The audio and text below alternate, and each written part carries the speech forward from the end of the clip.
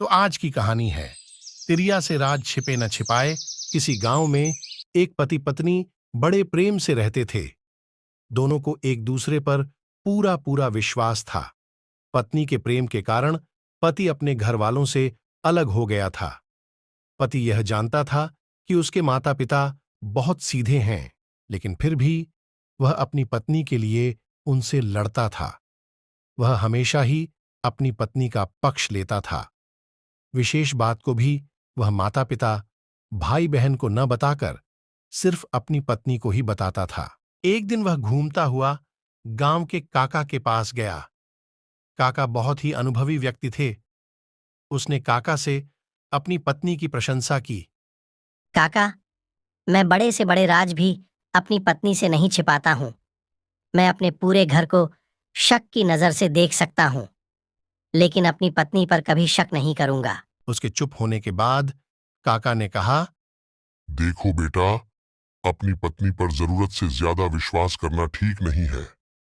पहले अपनी पत्नी की परीक्षा लेकर देखो, फिर तुम्हें पता चलेगा कि वह कितनी राज की बात छिपा सकती है। कभी कभी सच्चा प्रेम करने वाली स्त्रियां भी नासमझी में अपने पति की भलाई करने के चक्कर में उनका अहित कर बैठती हैं।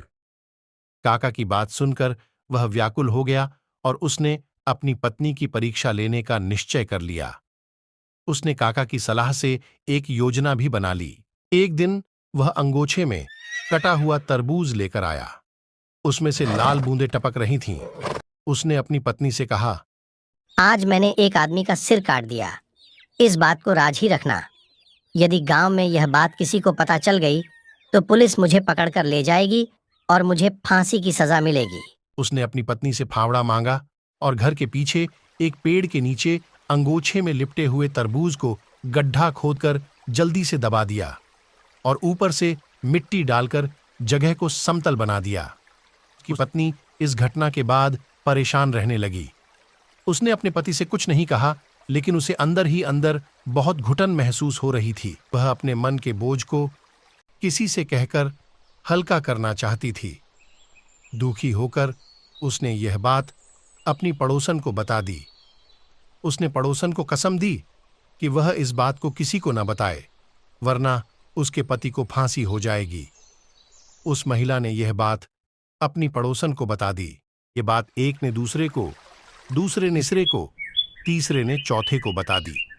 इस प्रकार यह बात पूरे गांव में फैलते फैलते थाने में भी पहुंच गई। दूसरे दिन दरोगा साहब कुछ सिपाहियों को लेकर उसके घर पहुंच गए।